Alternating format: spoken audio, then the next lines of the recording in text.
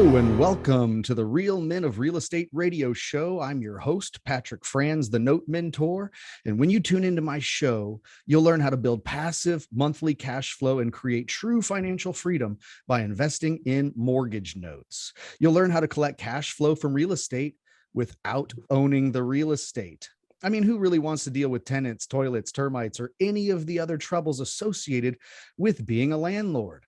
And I plan to bring on amazing experts to the show so that you can get a well-rounded view of note investing and possibly change your financial future for the better and leave a better financial legacy. So y'all know financial intelligence is what I preach, but note investing is what I teach. And on today's show, you're not going to want to go anywhere, folks, because I have an amazing guest speaker, Ray Pantak. He's a professional investor, has 30 years of experience. He's done everything from rentals, multifamily, you name it. And we're going to talk about note investing and the market today. So don't go anywhere. But let me remind you, folks, for the listeners, this show is designed for informational purposes only. This is not legal or investment advice. This is generally opinions and lessons from professional investors' experiences that you may learn from. But if you're going to partake in any type of an investment, my suggestion is that you do seek legal counsel and make sure that you're protected in the proper ways.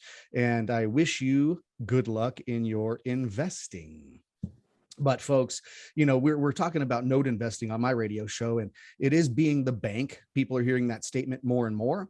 Being the bank, owning the mortgage note, the promissory note, the debt that is tied to a physical piece of real estate. The beautiful thing about it, folks, is that you can collect that monthly cash flow on a monthly basis without having the issues associated with being a landlord. I mean, who cares to get the phone calls? Who cares to manage their property management company? Who cares to spend all the extra expenses time after time that steal away from your yield? And my guest, Mark, has done it all. And he knows very well that note investing is a great deal. And Mark, introduce yourself to the listeners and tell them a little bit about your background. And we're going to get into and why note investing became attractive to you. Great, Patrick. Thank you very much. Well, I started out in Michigan back in 1980, and I just knew I didn't like the cold. So I graduated, moved to Dallas, Texas, because I knew Texas was going to boom. I actually was interested California, Florida, different places, but Texas was in the middle, and I figured, okay, Texas was affordable, and it seemed like the place to go. That was back in 1980.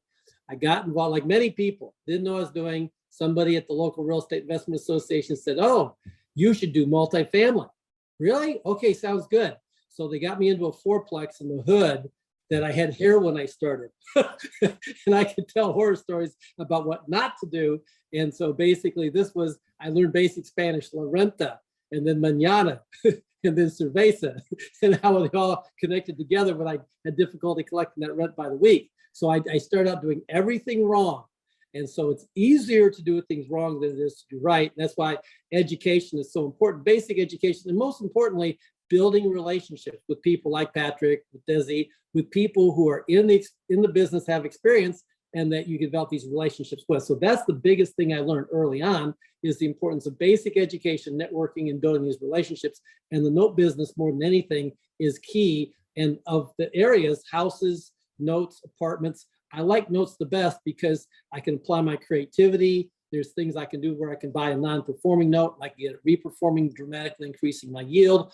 I can help people stay in their homes, so I can do good and do well. And you can leverage it with your IRA, make it tax-free. You can combine it with other people's money. You can sell a partial. There's so many fantastic creative things you can do to skyrocket your yield. So just the basic yield you can get on a performing note, 6, 8, 10%. Most people be ecstatic just getting that. So that's my intro salvo. You know me, I can keep going. No, it's a beautiful thing. That's why I wanted you on the show. You're a talker like me, and the audience will appreciate it. But let's slow down for 1 minute, because I know there's probably some people listening and they're going, what are they talking about? What is a note? And he's talking about increased yield and partials and all these things. And it's probably over their head a little bit, but let's digress back to telling people what note investing is, in Mark's opinion, and why is it attractive? Perfect. Well, there's a couple different aspects of this, but most of us know, if you've ever bought a house before, most of the time you go to the bank, you get a loan from the bank, the bank wants to see some kind of down payment, unless there's exceptions to that, like a USDA loan or a VA loan, or even FHA is a low down payment, but these are all government secured loans.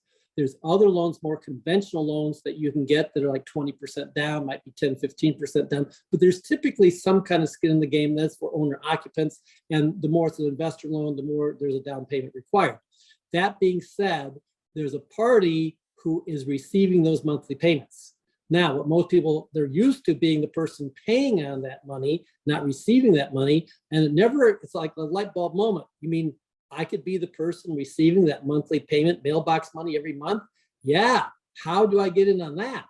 Well, when I first got into this and started inquiring, I was told, well, there's these pool of notes. And so what these mortgage companies do is they bundle all these millions and millions of dollars worth together. And here, you can buy a small pool for 1.8 million. I'm like, oh, I guess this note business is not for me. But wait a minute, there's other options. There are. I better learn about these other options. So I did. And being in Texas, it's one of the best states. And so there's a thing called seller financing as well. So especially in these smaller towns, I know most people think a basic house anywhere is at least somewhere between $500,000 to $1 million these days. And that's true in most of the majors. I mean, you go to Austin, it's like $500,000 now. However, if you get about 2 to 3 to 4 hours outside of Dallas, Houston, Austin, San Antonio, even Ohio, all over the country, there's what these called smaller towns that don't have the high-tech paying jobs. And I know it's shocking. You can actually find houses between 50 and 100,000 or less in small towns through mid-America, parts of Texas. And that's the niche that I focus on, because I don't know if you realize that there's a huge demand and shortage of affordable housing. And a lot of these people, they can't qualify for a loan. So they'd love to have somebody finance them. So that's what I do. I'm the bank. And what I do is I buy this house at a deep discount. And the deep discount, I'm talking like 20,000 or less sometimes, put minimum into it, make sure it's livable, and then sell it with seller financing for typically twice what I paid. But now that person, they give a down payment, and we create a debt that's a piece of paper and that's secured by the real estate. So if they don't pay, we can foreclose. And that's where Texas I like the best, because you can foreclose in as little as 21 days. So I've got my little niche of small town Texas, and there's people moving to Texas, including small towns, and people even, they've left the small towns to go to bigger cities, but now people are coming back because with the technology today, you can live virtually anywhere. So there's some unique niches, and that's one of 3 niches I'd like to touch on today. But the most important thing is there's ways, and again, you're going to talk at some point about working with yourself and Desi, that you can learn, get the education and networking you need, become part of a group, and then also get access to some of these notes, because that's the biggest challenge that sometimes people have. Sometimes, where do I even find these? Yeah, and you just mentioned something great, and I'm not sure if it flew over folks' heads that are listening or not, but when somebody buys a house and they have the cash in hand to buy the house, they just hand over the cash, and then they get the deed signed over to them and handed the keys, and the deal's done, and they get to live in the house. Most people don't have enough money to buy a house cash, and so when they buy a house, people need to seek financing. When you get financing to buy a home, you fill out a document called a promissory note. And whether it's Wells Fargo that has you fill out and sign this promissory note, or whether it's a professional real estate investor like Mark, they're becoming the bank and they're creating the financing on this property, allowing you to make payments on a promissory note on monies owed. And then the mortgage document secures the physical real estate as collateral for the terms of that note. If they're not met, the house can be repossessed, so to speak, right, Mark? And so whether it's Wells Fargo or Bank of America or a professional investor like Mark, who has a piece of property for sale and they sell it and they carry back the financing, they create that promissory note. Now you're in debt to that lender.